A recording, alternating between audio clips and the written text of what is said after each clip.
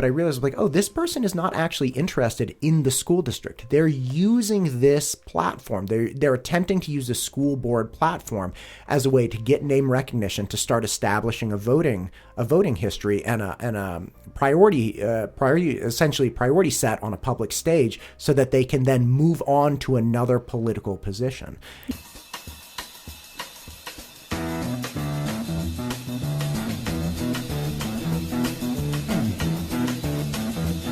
You know the day destroys the night, night divides the day.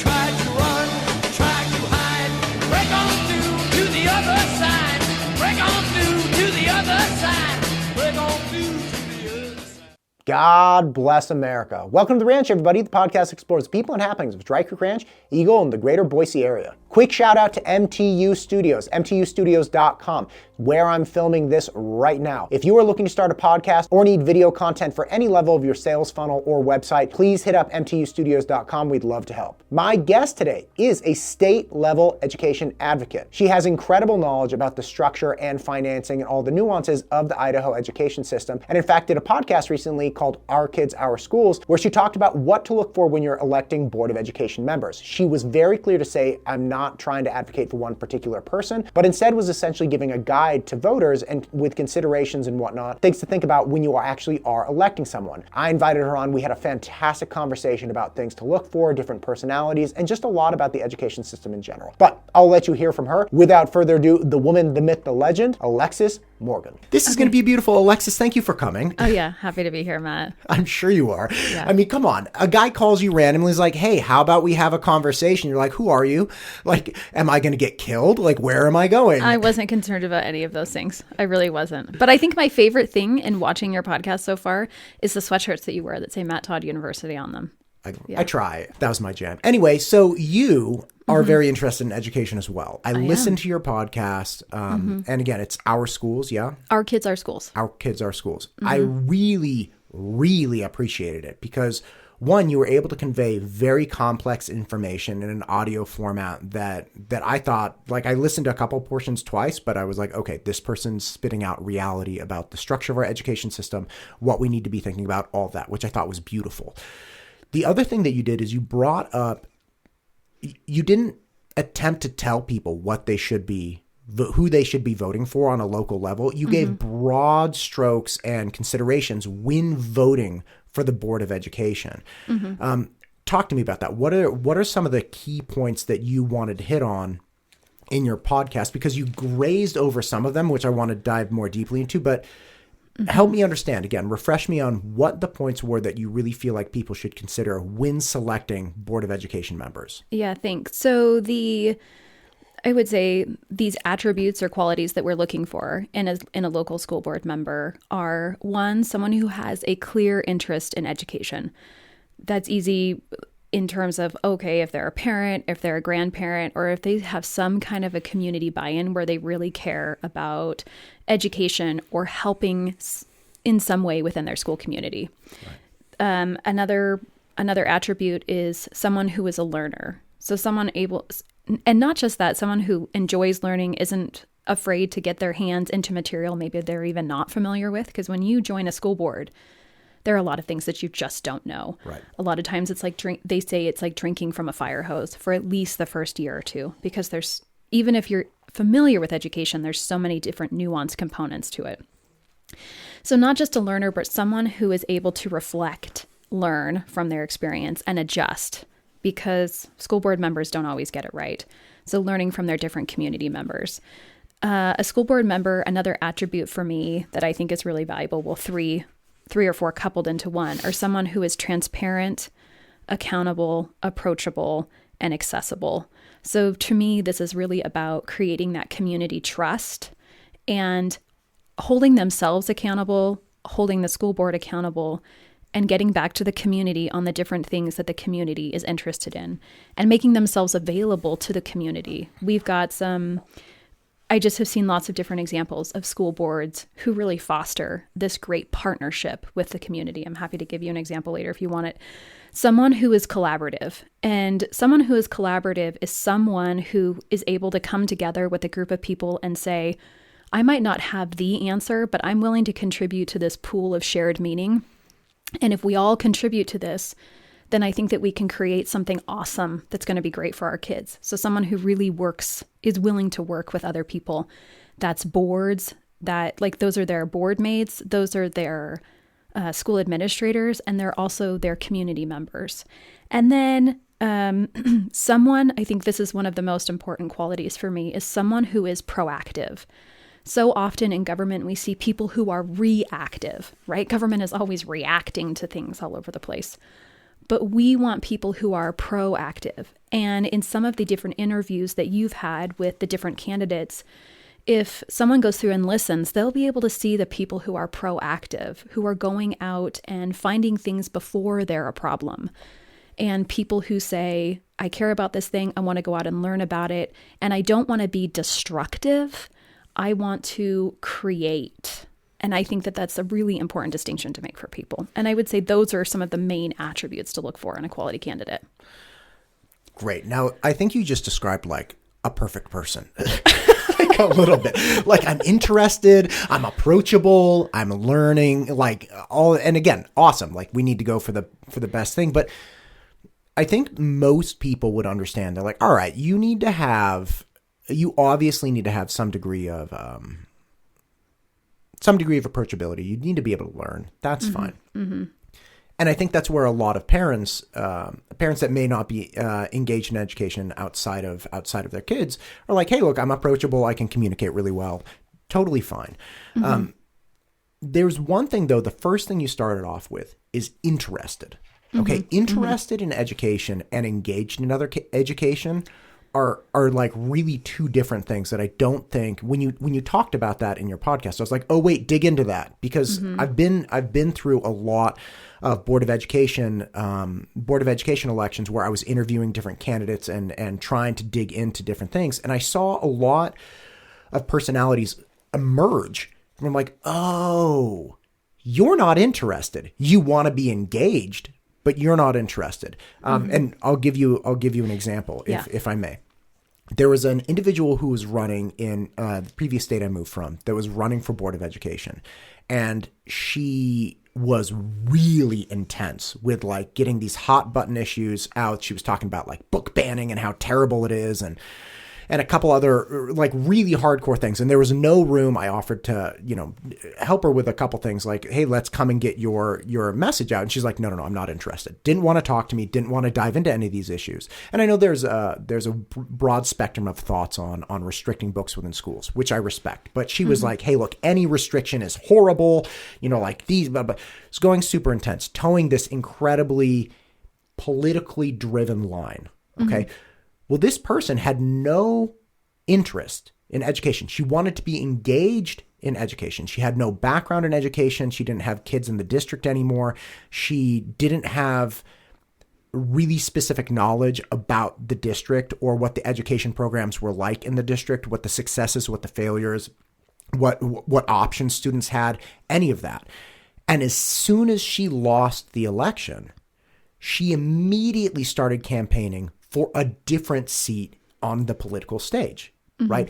So and this was years back, but I realized like, oh, this person is not actually interested in the school district. They're using this platform. They're attempting to use the school board platform as a way to get name recognition, to start establishing a voting history and a priority set on a public stage so that they can then move on to another political position. Yeah. And again, I've seen that kind of play out in your experience with, again, you were a Board of Education member in a different district. Have you seen this play out as well? Because it's something that I've seen a couple times. It's like, oh gosh. Mm-hmm. Yeah. Well, so what I feel like you're describing is someone who's running based on a political ideology. There's someone who has a chip on their shoulder. They want to change only like one or two things within the school district, and that's kind of it. And when these people, because these people get elected, if and when they get elected, then there are people who have, they're going after their one or two components. They're not good board mates because they just have no interest in working with anyone else. And then once they get their one or two things done, then they become disengaged because they're not really there. They're not really intentional about why they're there. So yeah, these types of individuals can be dangerous for a school board because they are destructive and they're really in it for their own political pursuits, like you mentioned, right? Oh, they don't get on the school board, or they do get on the school board and then they're just using it as a springboard to go someplace else. They're not interested. I would say someone who's interested is someone who really wants to learn. And it's not that these attributes create a perfect person. It's that I think if you were to even look like at the West Ada School Board, I would say that individuals on this board have these attributes. And when they come together, they really have these attributes. And so I think that that's something that voters need to be need to be aware of, is this person running, when I hear them like speak on a podcast, when I engage with them in my community, am I sensing that they're in it for one reason? And a lot of it is that chip on their shoulder. We have a lot of people in the state of Idaho and around the nation, right, who run because they're angry about something.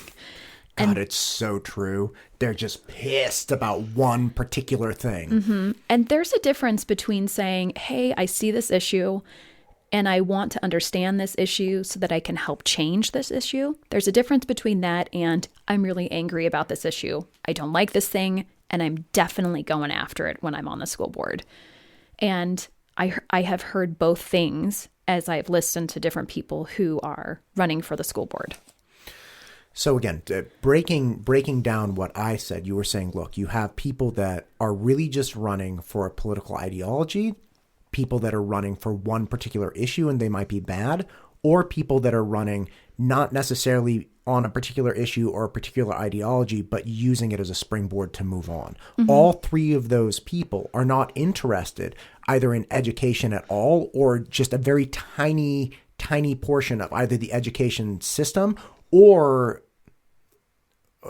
something having to do with the functioning of the district, mm-hmm. right? The administration of education. They're interested in the administration and how the nuts and bolts are happening behind the scenes and less about the actual education. And again, I'm not saying nuts and bolts aren't important, but as you're kind of pointing out, you need somebody that's interested in a broader scope of things in general. Mm-hmm. Than just, hey, I'm like a watchdog for this issue or I'm watchdog for this issue. Yeah, because, I mean, you use the word broad and it's really good to understand this idea that like when you get on a school board, you're not there to micromanage the experience. You're there to have this balanced governance. Those are the most effective school board members for a district. Because studies show that a school board member has a direct impact on student outcome and experiences. And so a school board member who is there for their political reasons, right, that chip on their shoulder, the things like we just talked about, right.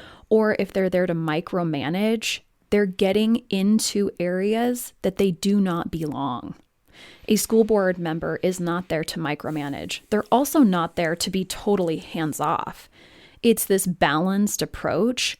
And in order to achieve that balanced approach, they have to be learners, be willing to do some of that professional development, contribute in meaningful ways with their board, right? That's what we're looking for in a school board member. And what's challenging is that it's easy for a school board member to start micromanaging. And part of the reason it's easy is because a lot of people who run for the school board don't even understand all of the components that make up the role of a school board member. Like what? What do you mean? I mean, aside from the things that we talked about, interest, but like what are the roles that make up that job? So the roles are your responsibility. The number one responsibility of a school board is to hire a superintendent and then trust that superintendent to run the district. And in order to trust the superintendent, you as a school board member have to develop a relationship with them and feel like, hey, this is a great collaborative relationship. We see that throughout districts in Idaho where there's great collaboration, and then we see ones that are not. People can read articles from Idaho Ed News. They report on this stuff on a regular basis. They're great at reporting these types of stories. A school board is responsible for for approving of budgets and overseeing the budget in general for the district. And then they also create and approve policies.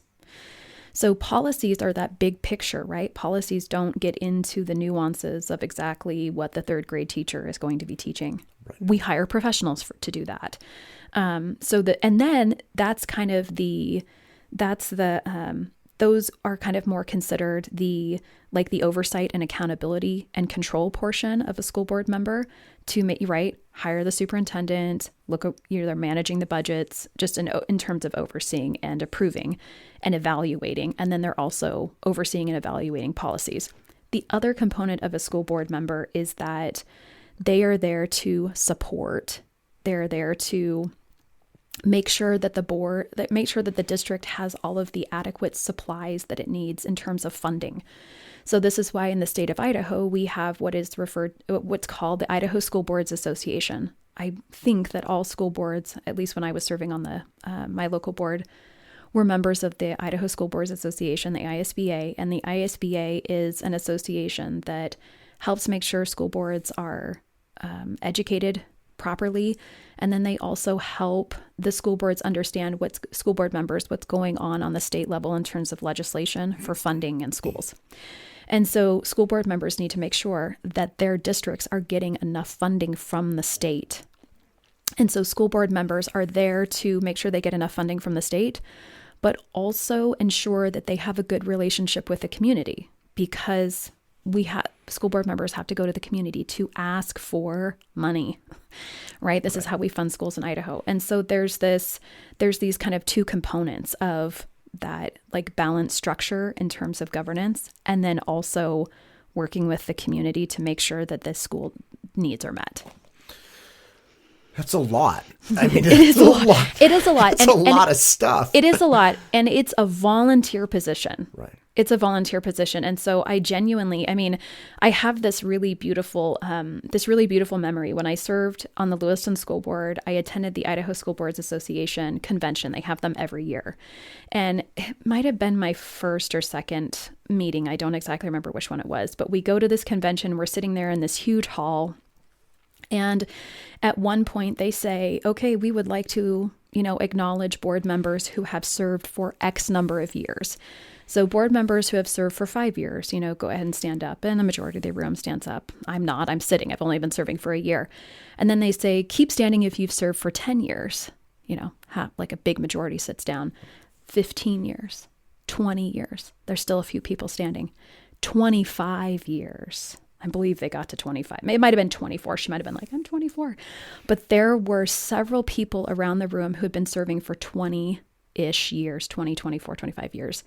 And I remember in that moment having so much gratitude for those Idahoans who cared so much about education. Often these were people in rural school districts who couldn't find people, right? It was like their community members trusted them to continue running the board. And it's hard in some of these rural areas to get people to run on the school board. So it's a big ask. And I'm really grateful for people who care and are like in it for the heart reasons, like, HEART, heart, because it is hard, HARD, to be a school board member. I mean, I really just genuinely have so much gratitude for them.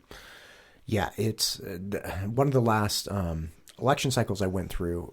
Actually, once I moved up here, I had people reach out and say, hey, from where I moved from, they're like, look, there's this Board of Education election coming up. It's really important. Can you please do interviews? They weren't even asking me to help a particular person. They just the community needed to understand who the individuals running were. So I was like, yeah, I'll help. Absolutely. So I ended up doing interviews. And in fact, I did in-person interviews when I flew back at one point. But it's wild to sit down and talk to the people. I mean, here, the gentleman who did get elected, it's like he runs cancer treatment centers. He has 5 kids. He is an absolute pro all day long, and is then fielding calls from, the newspaper being like, did somebody use a derogatory racial slur at the basketball game? And he's like, okay, no, we don't have any evidence of that. Like, and then sifting through all of these policies and politics, just everything. It's like, how are you doing this, man? He's like, look, I got 5 kids. This is really important. And if we just leave it to the realm of people who don't have kids, or don't have buy-in, it's going to look like a different thing. That was one thing that you did talk about as well, buy-in. Talk to me about buy-in on when you're considering school board elections, because again, just to give you an idea, I have heard this both ways. And buy-in in particular is referring to somebody who's intimately connected, most likely with a family member, to the district, right? That could be a child or a grandchild, something like that. But most generally, when people talk about buy-in, they're talking about, hey, I have a fifth grader or I have a sixth grader. I'm really engaged in the school district because my children are going through it. The argument that I've heard against that, and the flip side, of course, is somebody who doesn't have a child going through the school district anymore. Say they're like an older individual. Mm-hmm. The argument against the younger person is that, hey, you're running around and really, really busy and you maybe don't have the same experience that the older person has. The argument against the older person, of course, is, yeah, perhaps you have more time, but you don't have as much buy-in. You're not as engaged and, interested, and maybe you're interested in just one or two aspects of this, but you're not boots on the ground with like the elementary school understanding the issues we have. So talk to me about the value in your mind of buy-in one way or another. So it's a good question, because I think at the end of the day, it's really important to have a board that has a variety. Mm-hmm. We cannot have 5 parents on the board who have, all elementary school kids and who are, working full time or something. I mean, it's only offering maybe one perspective. Sure. Granted, those 5 people are going to have different perspectives. But we want people who have a variety of time that they have to offer. If you look at the West Data board right now, every single board member brings something different to that board, and they have different time restraints or different time spaces where they can offer. Like the board chair, Lori Frazier, currently, she's the face of the board. When I go to different places around the district, I see her on social media because she has the time to allot to, offer that. There's other people on the board who do not have that amount of time, but they're still bringing their questions, their expertise, the information that they have to those board meetings. So I just think that's an important component to note. Buy-in, when I think about buy-in, for me, it's people who want to invest in what they're doing because they care about the educational system and they understand the value the school is within the community. So I'm very weary of people. Granted, I grew up in a small town in Oregon, and my dad was a farmer, small business owner. And so I'm very cognizant of what taxes mean to people. But I am very weary of individuals who do not want to fund education appropriately as it plays out in 2023 and, what markets look like and all of those types of things. So buy-in for me is somebody who is willing to say, hey, we have to somehow figure out how to invest in education in the way that it's going to work for our community. And someone who says, maybe they don't have kids in the education system here in, like, let's just take West Data, for example, right? Sure, We're talking sure. about West Data. So let's say maybe they don't have kids who are in their education system, and maybe they've come from a different state, because Idaho now has a lot of people who have come from different states. Wow. But they say, and we have board members who are not from the state of Idaho. That's okay, right? I mean, we all live in the United States. So, but they are people who say, I may not have a kid in this district, but my kids went to a different district. And I cared about their experience, and I care about my community right here in Sure. West Data. And to me, that's the kind of buy-in that we're looking for. Buy-in looks like I want to invest, I want to learn, and I want to connect with my community. The opposite of buy-in is, I've got that chip on my shoulder. I have all the answers. I do not want to pay any more taxes. And I do not want to invest in education. Something for me that's really important to note is that when we go back and we look at the history of education in terms of like what was funded for education, we've got these schools that were built in the 50s, in the 60s. So when baby boomers were going to school, these schools were built. Their parents, their grandparents invested in them and in their education. And now we have a lot of baby boomers my parents are baby boomers, so I'm not like knocking this generation, but a part of this generation is saying, hey, what I had was good enough. Should be good enough for you. And it's like, well, first of all, that was a really long time ago. But second, someone invested in your education. All of those people back then used their tax dollars and their time and their investment in their community because educating you was important.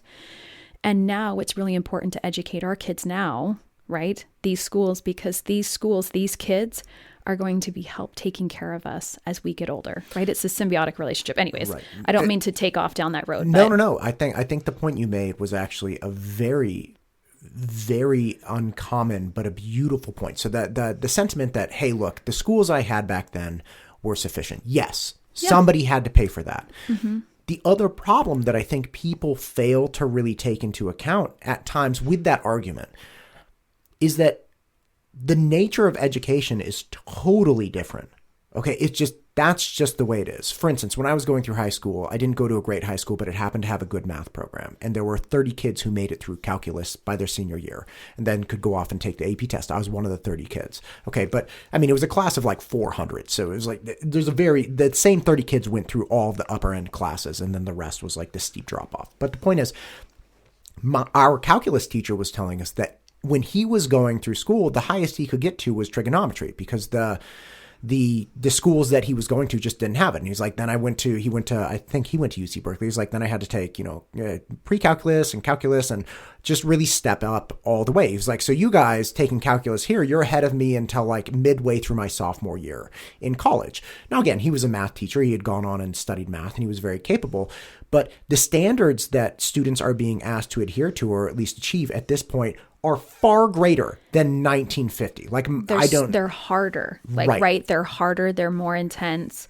So sometimes when I hear that older generation say, gosh, our test scores, they just stink. They're not good enough. We could do these things when we were kids. I think you're comparing apples to oranges. Right. Because what was expected in the 1950s, 60s, and 70s, and even 80s and 90s is different than what education looks like today. Right.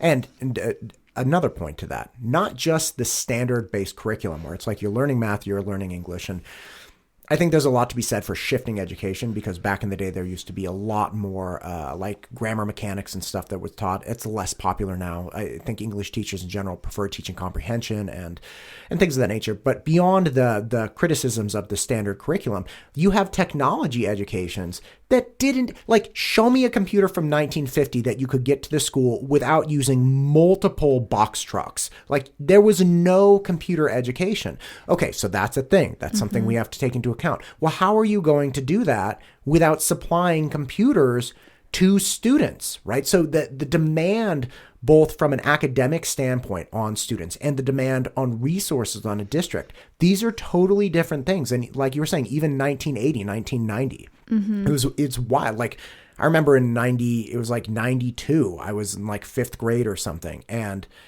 somebody was talking about a CD-ROM and like the computer had the school had a computer that had the disc thing come out. And we were like, oh my God, push the button and it would like go back in. Yes. And we were blown away. But it's like now my kids are running around with laptops. Like all of them have these laptops and you can rip the screen off and you can do like all these different, like, how is this a thing? Yes. But again, the demands, the financial demands and the investment, these are going to be totally different. Yes. And so this is why, I mean, when you talk about even the curriculum, then that also changes it changes like what the school looks like and what the school needs. So just even in terms, like, I just think the simplest way to even think about it is like a plug-in, right? We need so many more plug-ins today in our buildings and the capacity to receive electricity than we did. Oh, you mean like electrical outlets? Yeah, electrical outlets. Yeah, sorry, plug-in. Yeah. Well, yeah, I guess because you can plug into a computer. What point is she trying to make? I'm not quite following this. Okay, the plug-in. The plug-in. We're good. Right. Because, I mean, I remember being in a classroom a couple of years ago and the teacher had to get really creative about how she was like creating a space to charge computers for kids. Right. That just even spatial things like that within a classroom are different, did not exist even back in the 90s, right? Because of this technology. And part of it is that like when we think about education and we think about what kids are needing to learn today in 2023 versus even in the 90s, we've got in the 90s, well, I mean, I don't know if the 90s are a good example, but just in terms of like we have the internet now today. People do need to memorize facts, but I heard a science teacher say kids can look up something so fast. What we want to make sure they understand how to do is like synthesize and understand the material. So just so much about the education, to my point and to your point, the education landscape looks so different than it did even 20, 30 years ago. Right. And so it's about trying to stay as current as possible with what we have, you know? Yeah. So yeah. And I remember I was in 6th grade. Okay. I had Mr. Elia's class. I was not a big fan of Mr. Elia, but the point is math teacher. And around 6th or 7th grade is when we started being able to use calculators. And it blew me away because I was like, dude, all elementary school, I've been grinding through with like math facts and stuff and multiplication tables. And now we get to use a calculator. It's like, yeah, well, look, it's not in your best, like, I'm not going to be able to teach you what I need to teach you if you're going through and manually computing these things. And I think to your point about the internet and the shift away from just rote memorization with things, it's a good point. I don't know.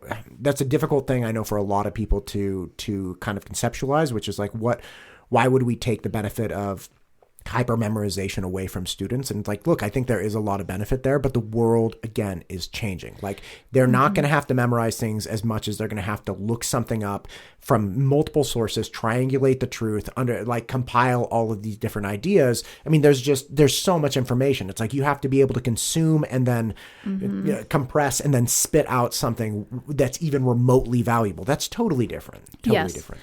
And I would say this idea for me, just in terms of like understanding what came before. So I started out as an educator, secondary education, history, and geography. So admittedly, I probably have more interest in history than maybe the average American. But I think that there's so much value in understanding what came before because it helps us understand where we are today. And the West Ada School Board over the years, has had a lot of turnover. And with turnover comes, we miss just different components of like history of, you know, how we got to where we are today.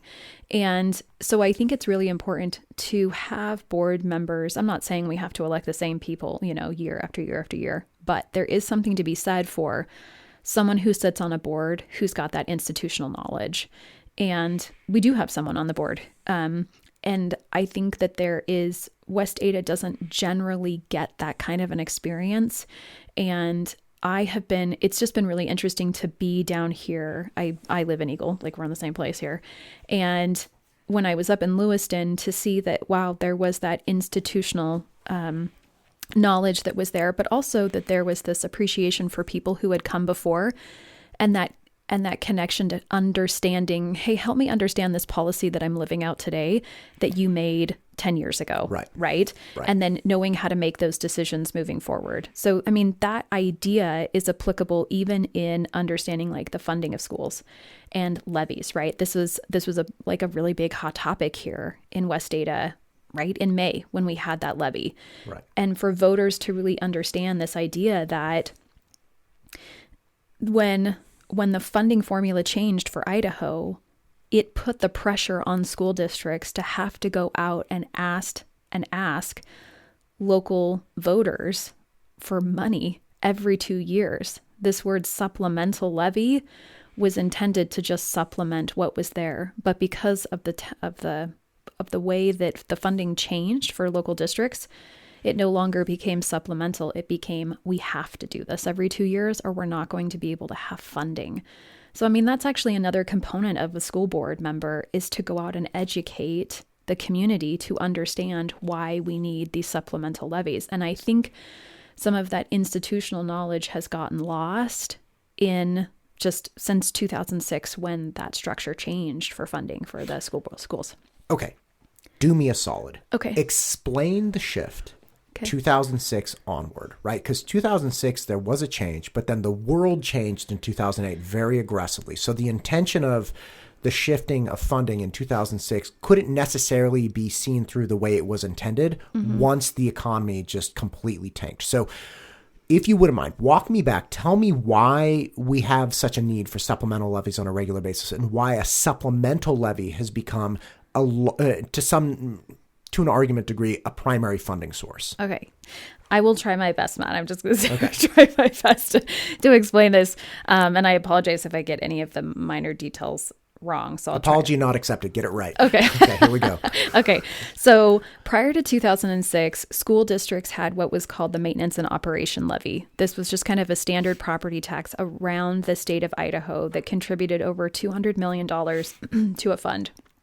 And with the rising property taxes, one, the pressure from property tax owners, and two, from anti-taxers, the then governor, Jim Risch, who is now a U.S. senator, but he was a governor, he changed the law. It's called House Bill 1 in 2006 that changed the way that the funding came in for like maintenance and operation of districts. And so what that ended up doing, and in its simplest form, was taking away that standard property tax, adding a 1 cent, like 1 penny to the sales tax. 1 penny out of $1, right? 1%. Yeah, 1 penny. Yep. Right, So 1%. So the sales tax was 5%, and then it went up to 6%. Great.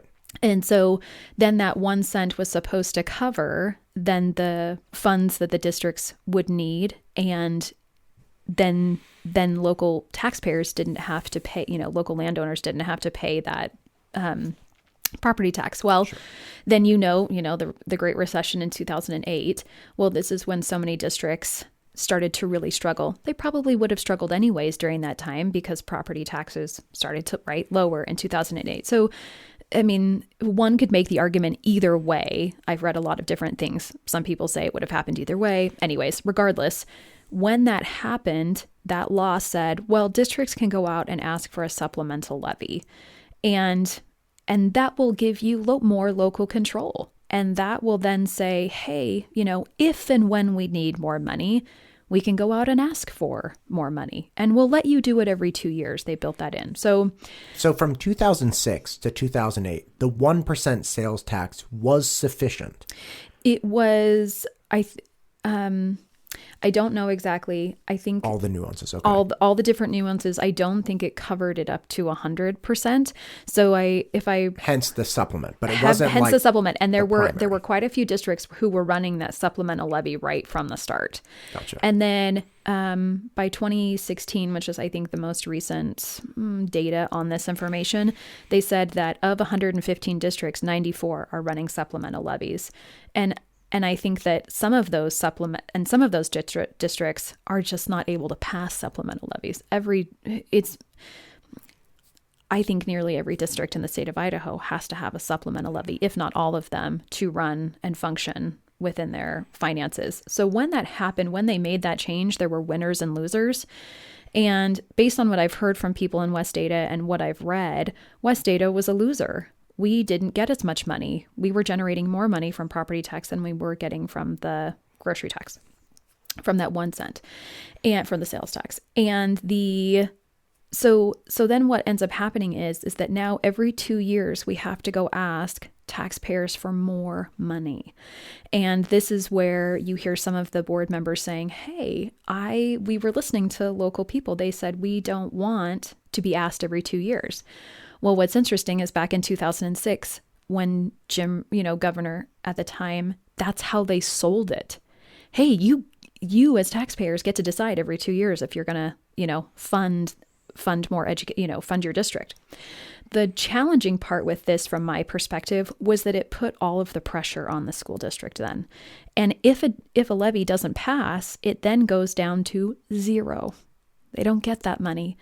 And I can't imagining, I only say this because I think it's a good comparison, but in general, I can't imagine running any other organization or business that way, where you have to go out and ask and then you don't get it, and now all of a sudden you don't have any money.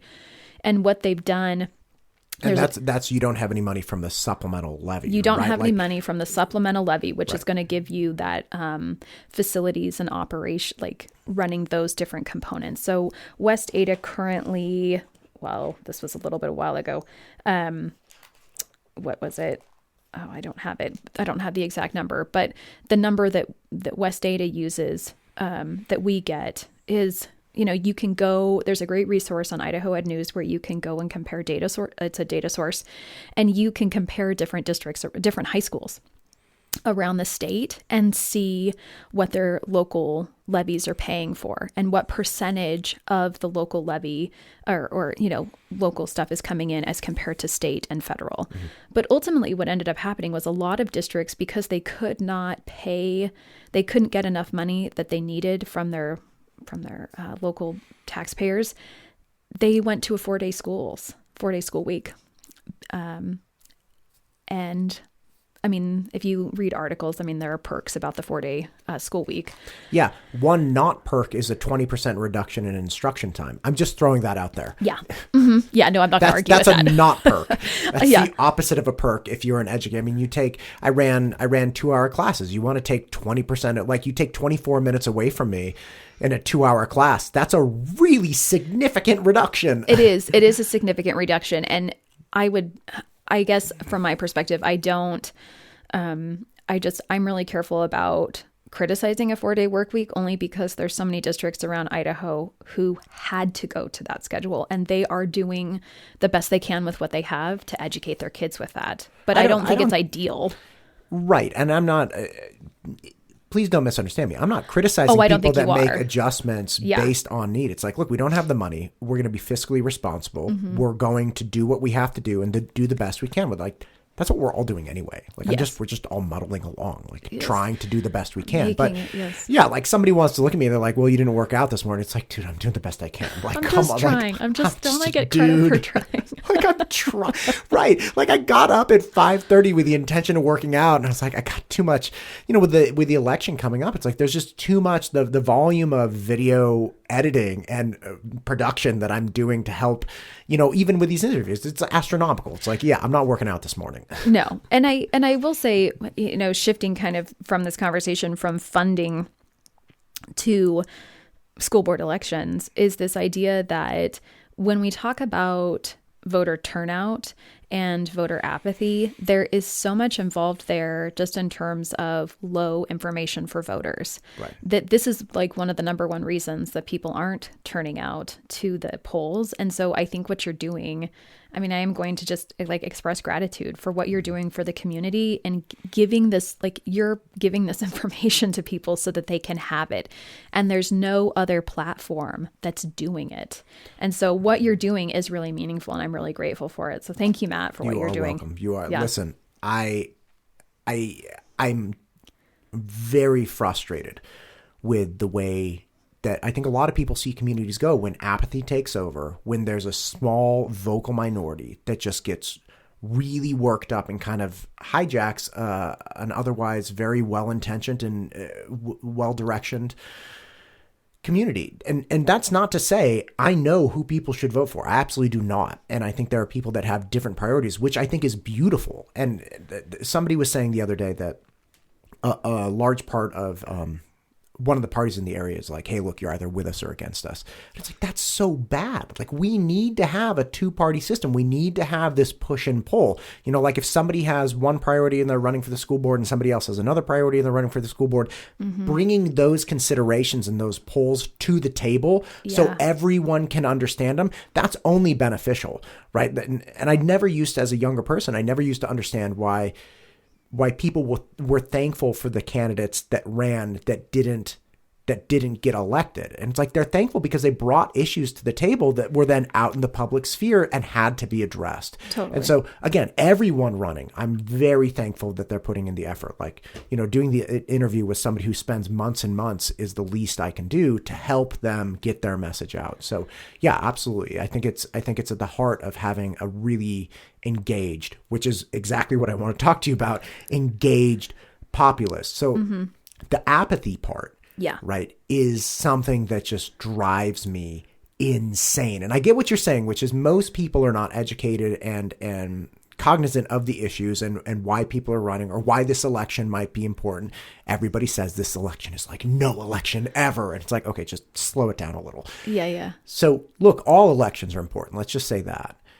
But helping people understand why and then converting the why to action seems to be a very difficult thing. Talk to me about apathy in school districts, especially around Board of Education. So when we're talking about apathy, I read this really great thing that said that voter apathy is a situation in which a lot of people who have the right to vote do not vote. I mean, that's essentially what apathy is. I just read it from somewhere and I really liked it. I thought I'm going to read that to make sure I get it right. And I was listening to someone describe apathy, how do you deal with apathy? And one of the concepts is that like democracy creates political parties, and it's a political party's responsibility to get people interested in voting, in participating in the process. And I thought that was really interesting because I thought, the thing that made me wonder was, are the political parties in Idaho, are they actually reaching out and getting people involved and showing them where they can make a difference and why they matter?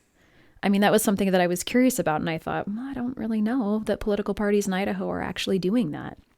And so part of it is there's this, with all the different generations that are here in Idaho, because there are quite a few different generations in Idaho, there are different generations have a different feeling for what their duty is to the political process. And this is why we have, 65 plus, they are very much participants of the tradition, that civic duty to participate in this process. But also, like, when you look at like social construction, you'll see that so many different policies and the way laws are written and the way that people are spoken about, that population is targeted as a premier population. And when we look at politics, I mean, there's a lot of politicians who say it's the baby boomers who are controlling everything in the United States.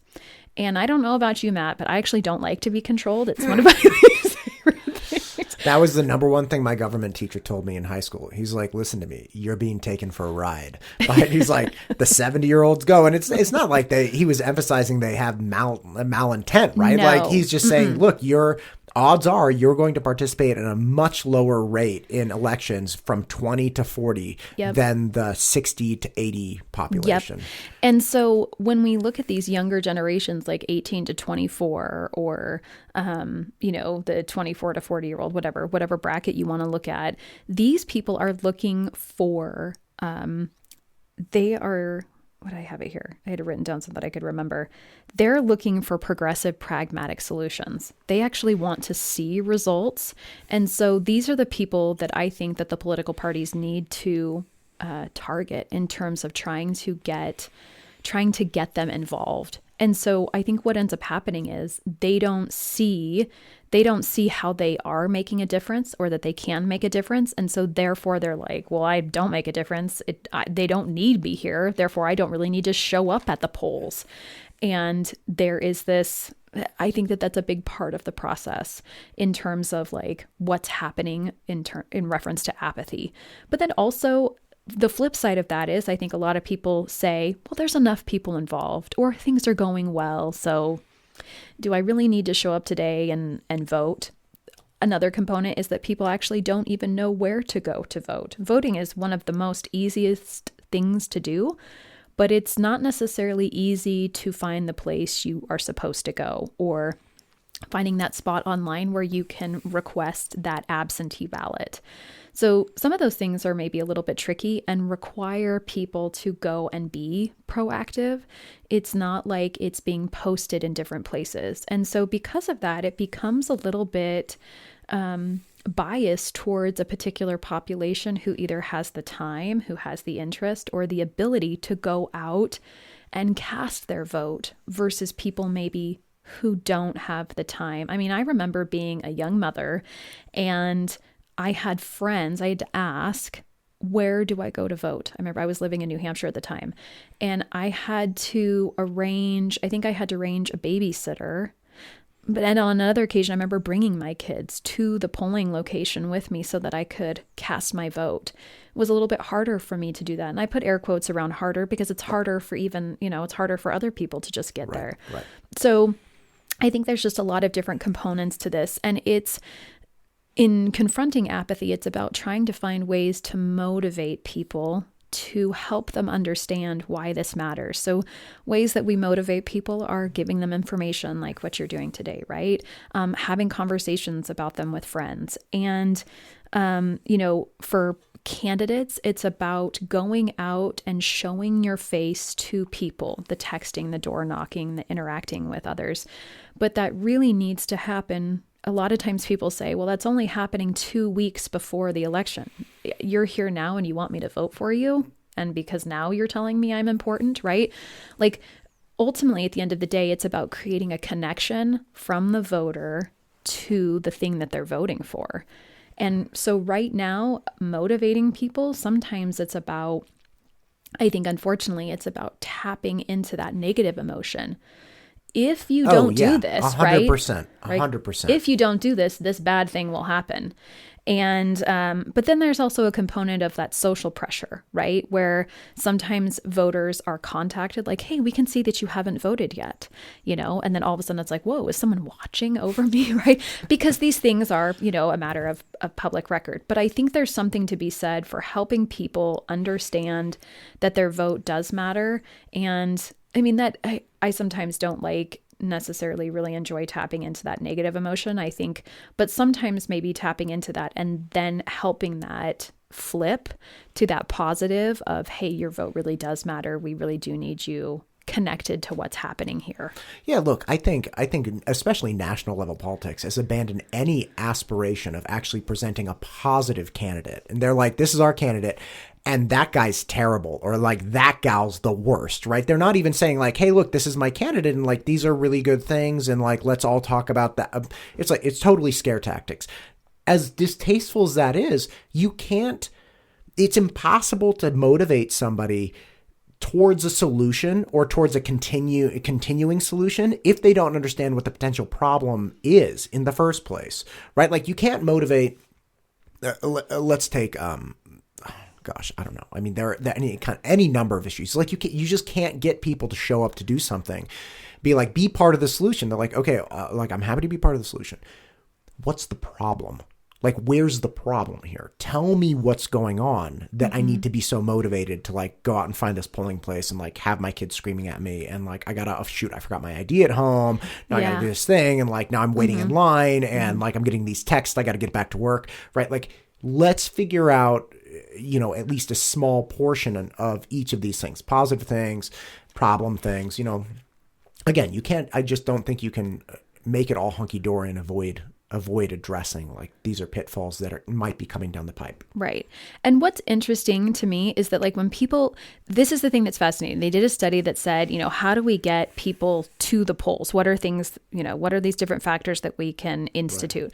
So they did, they integrated 6 different components and they found that only 2 were really, that had a higher significance of getting people to the polls. One of them was making it when it was like a concurrent year. So it was not only local stuff, but it was also like national stuff. And then also making voting required, which it's not in the United States. Voting is it's a right, but it's not required. And the thing that's interesting to me about those results was that when local elections were paired with something going on at state or national level, I think that there's this big disconnect for voters in understanding, hey, your local elections are people who are impacting your local life. And local government is actually the biggest form of government. So local government, those are all the different components from the garbage man to the police officers, to our school, to our teachers. All 3 of those things have become like a huge issue in Eagle in the last 24 months. Police officers, garbage service, and schools. Yes. And they're all directly related to your local vote. Yes. And so the thing that's interesting to me is that in order to get people to vote for local stuff, it's got to be tagged with that state or national component. But the state government is actually smaller. And then the federal government is even smaller in terms of people who work for the federal government. And so it's like this flip. People think, I love in Idaho how we say, we don't want big government, which I get what they're saying is we don't want the national government to be controlling what's happening on local levels. But actually, we do have big government because local government is the biggest form of government, that in terms of employees, that's the biggest form. And yet I think on some realm, that's the area that most people pay the least amount of attention to, because it's like when you walk into your home and you have your furnace running and people don't know when their furnace is running, right? Because it's running, and you walk into your home and you feel so nice and cozy. Like, oh, it feels good in my house. And you don't think to yourself, thank you, furnace, for running today, because you're keeping my home nice and cozy. But when your furnace is not running and you walk in and there's a major temperature difference that you don't want, then all of a sudden you notice that your furnace is not working and there's a problem. And I think local government is that way, that people are like, hey, this is good. Things are good. I don't even have to be thinking about my local government because it's all running nicely, until that one thing goes wrong. And then it's like, this stinks. I don't want this. And then they have to address it in that way. Right. And quite unfortunately, I think the heater example, furnace example is wonderful. But the problem is you have 24-hour HVAC guys, right? Like, I know a 24-hour HVAC, like he'll show up at 9, 10, he'll show up at midnight. Yes. But with local government, it takes, there's a delay between the effect of the vote and what the potential negative outcomes are. And then there's a delay further with actually getting some kind of change. And the policies that can be put into place are not temporal things, right? Like, these are things that last a long time. And depending on, of course, what it specifically is. Yeah, and when you went through that in your podcast, actually, and again, shout out our kids, our schools. Yeah. Yeah. Great. Big fan. When you went through that and outlined how important it was and how much control you actually have on a local level, and how the local vote, especially for the school board, is one of the greatest controls you have over your kids' schools. I mean, I even knew it was important. I didn't realize it was that important. Outlining the different departments and offices on a state level as well. It's like, oh, this really is it. Like, this is like, you have the state. Okay, I'm going to screw this one up because I know you told me, but there's like one person who's a state superintendent. State is superintendent, elected. Debbie Critchfield. She is so awesome. And she's the highest elected education official in the state of Idaho, correct? Yes. Okay, great. And then you go down from there. But again, bottom line is the state level departments help the local departments, but the local departments are the ones that are actually in the trenches doing things. And electing a school board that then gives direction to the actual school district is the thing that you can do that's most impactful. Yeah, it absolutely is. Yep. So you've got, I think something that's so important to note is that, like, sometimes we look at the structure of our state, and ultimately people just don't know, because there's lots of different complicated systems to know. It's not like it's not that people are not educated. It's not that they're dumb. It's that there's so many things to know in the world. And so when voters go out, they've got 4 different entities that directly impact education. The governor makes different laws. The state superintendent does. Our legislators make different laws, and then our local school boards, they make those. They have different policies and different components. So while our legislators, those guys are important, those men and women are important because they are making laws that then the state board of education is interpreting, and the Department of Education they're taking those laws and turning them over into policies. And then those are requirements for local school boards to follow. But then local school districts, we also create our own policies. And I just loved the example. I loved the example from one of the interviews that there is a school board member who is proactive in going out and saying, hey, I'm noticing that this district over here is having an issue with this particular policy. And then asking himself, do we have that policy over here? And then going in and addressing that policy. That is a proactive member. And so we want, I think about people in West Ada, and I want board members who are proactive. And I want a board member who is going to engage with the community. One of my favorite stories or experiences is when I was up in Lewiston. And this was before we lived in the community. And Lewiston tried to pass a school bond 4 times over I think like a 15-year period or something, to 11 to 15. And it's hard. It's a community that has a very large portion who are on a fixed income. And over the different years, they started back in 2004 trying to pass a bond, and they were so close but didn't quite get it. And a bond needs a supermajority here in Idaho. And they didn't pass that bond, but they learned a lot of things about that experience. And so what this board did was then they waited several years and worked to try to pass another bond to build a brand new high school.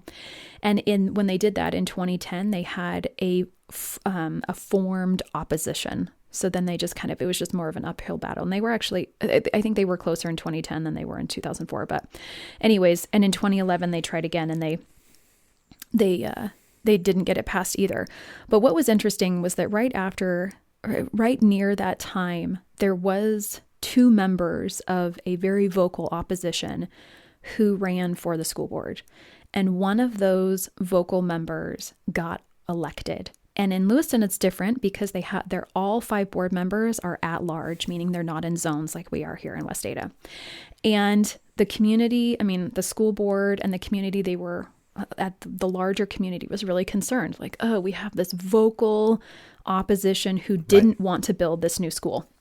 That was his one thing that he didn't want. But the thing that was so fascinating about it to me was that the president of the school board at that time and the board members, in addition to that one board member who had been in opposition, they said, you know what, we're going to have to take on a different approach to understand the community. And they said, instead of going out and saying, we're going to ask you again to build a new school, this time we're going to go out and say, we're going to educate ourselves. We have a portion of the community that says we just need to renovate this really old high school that was built in the 1920s.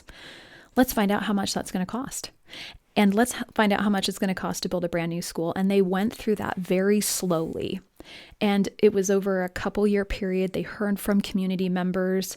And this was actually right after I moved to Lewiston. We moved there in 2015. And right after that, they had this town hall meeting. And at this town hall meeting, there had to have been, I would say there were probably 300, 400 people at this town hall meeting, but I could be off in my numbers. It was huge. It filled a whole, anyways, it was a really large room. It was big. It was big. It was really big. Okay, Matt. And we had all these people coming up and saying, this is why we want a brand new high school, or this is why we want you to renovate the old high school. And I actually got up. I was a new community member at the time, and I got up and I stood and I shared why I believed the community needed to invest in a new high school. It was really cool because right after the meeting ended, the school board member who had been the opposition member, I wasn't aware of the history at that time. He came up to me and he said, "You need to be a school board member." And I was like, whoa. I was like, okay, well, there's no open seats, but thank you for that. Like, thank you for noticing that I care, right? Ultimately, that's what I felt like he was saying. And the next day, the newspaper did this huge, huge article, several pages, and I was incorporated into the article. And it was fascinating because that experience brought me more to understanding, brought me more to school board meetings. That was my experience in getting more involved in what was happening on the school boards in Lewiston, the school board in Lewiston. And so I went to a couple of meetings, and at one of the meetings, that opposition member made a motion to move forward with building a brand new high school.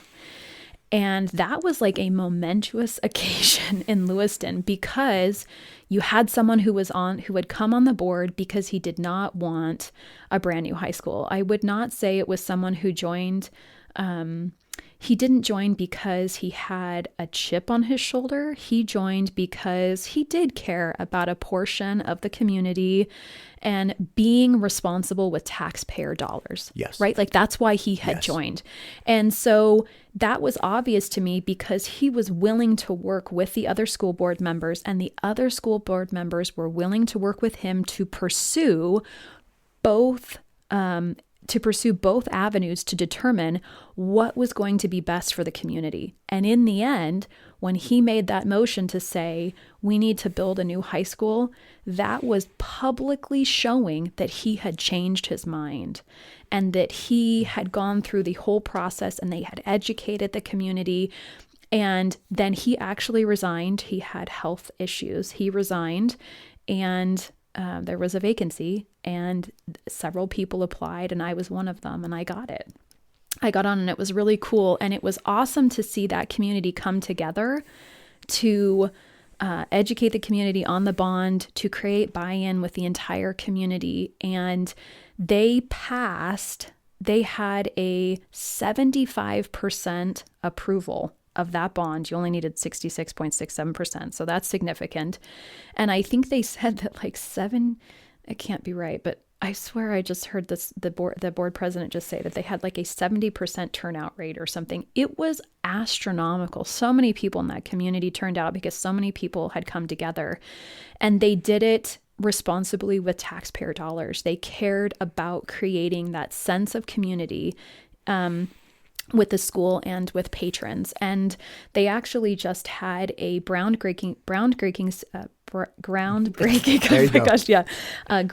ceremony for they call it phase 2, which is all of their their sporting complex. Yeah. And while the board president spoke, one of the things that he said was, they've really been able to foster a sense of collaboration between the board and the community, like with the school and the community, and helping the community understand that these schools, their schools, are at the heart of their community. And when they invest in education, they invest in their community. And so that's what I really genuinely feel about West Ada, that when we invest in our schools, we invest in our communities. And so we need people who understand that concept, who understand the need to invest and to be responsible and accountable in all of the appropriate ways, but to show up because they care about their communities in the best way possible. God, Alexis, I feel like I've been through a journey with you today. This is in the best possible way. I got to tell you, I'm really sorry. We're kind of out of time. Yeah. I just want to hear more about this. Thank you for coming out. Please come out again. I know I wanted to get together with you and have this conversation before the election, but I really hope we can keep this conversation going because you obviously have buy-in. Yeah. You're really in with paying attention to this, and just thank you for what you do. I greatly appreciate it, and I really appreciate the time you took to come talk to me. Thanks for the invite. I appreciate it, Matt. This podcast is brought to you by MTUstudios.com. If you are looking to start a podcast or make content for any level of your business, MTU Studios can help. Just reach out to us today and we can start shooting tomorrow.